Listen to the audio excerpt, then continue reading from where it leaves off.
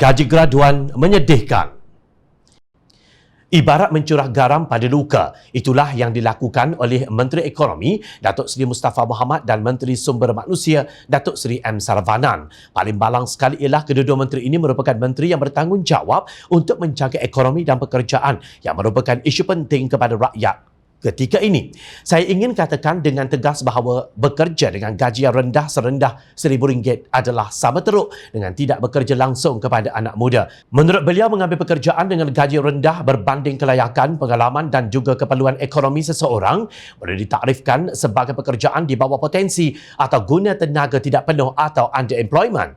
Beliau merujuk kepada Jabatan Perangkaan Malaysia bahawa majoriti siswaza yang memasuki pasaran pekerjaan pada tahun 2020 menerima anggaran gaji bulanan antara RM1,001 sehingga RM1,500 berbanding RM2,100 sehingga RM2,500 pada tahun 2019.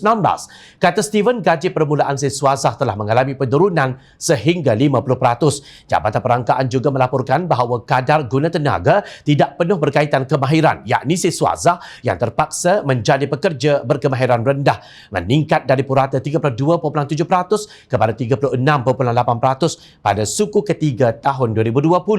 Semua ini bermaksud masalah guna tenaga tidak penuh sangat parah, terutama di kalangan anak muda, ujarnya.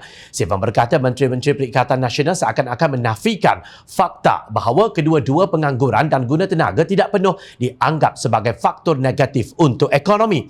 Malah, kata Steven, kajian separuh penggal Rancangan Malaysia ke-11 RMK11 telah meletakkan ketidakpadanan pekerjaan dan guna tenaga tidak penuh di kalangan siswaza sebagai isu keutamaan pasaran buruh yang perlu ditangani pada masa ini.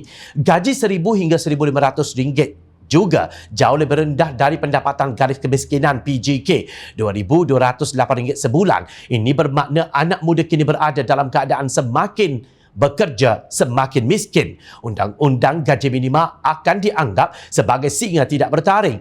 Gaji sebanyak RM1,000 tidak memenuhi gaji minima perundangan RM1,200. Beliau menyelar sikap Menteri-Menteri Perikatan Nasional yang sepatutnya melindungi pekerja dan anak muda daripada penindasan. Namun kini terang-terangan menyuruh anak muda bersyukur menerima pekerjaan bergaji rendah yang melanggar undang-undang gaji minima.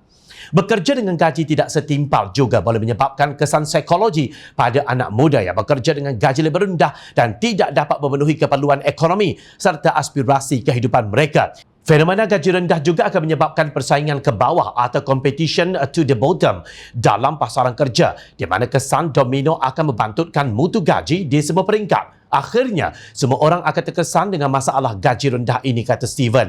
Beliau melihat semua ini akan memberi kesan kepada sosioekonomi negara dalam kumpulan paling produktif, iaitu anak muda tidak dapat memenuhi potensi menjana pembangunan ekonomi secara maksimal. Apa sudah jadi dengan inisiatif Malaysia Kerja yang dicadangkan oleh Kerajaan Pakatan Harapan dalam Belanjawan 2020 yang memberikan subsidi kepada pekerja dan majikan bagi mewujudkan pekerjaan dengan gaji yang setimpal untuk anak muda? Soalnya, sungguh Kabinet Perikatan Nasional bersaiz XXXL dengan menteri-menteri yang bergaji tinggi jelas meremehkan anak muda dengan mengabaikan kepentingan pekerja. Mereka seolah-olah tidak nampak bahawa pekerja dengan gaji tidak setimpal menyebabkan kesukaran kepada anak muda yang sudah pun terbeban dengan hutang pengajian tinggi dan terpaksa berdepan kos sara hidup yang meningkat. Ini belum lagi dikira kekecewaan ibu bapa apabila pengorbanan mereka hanya membawa kehampaan.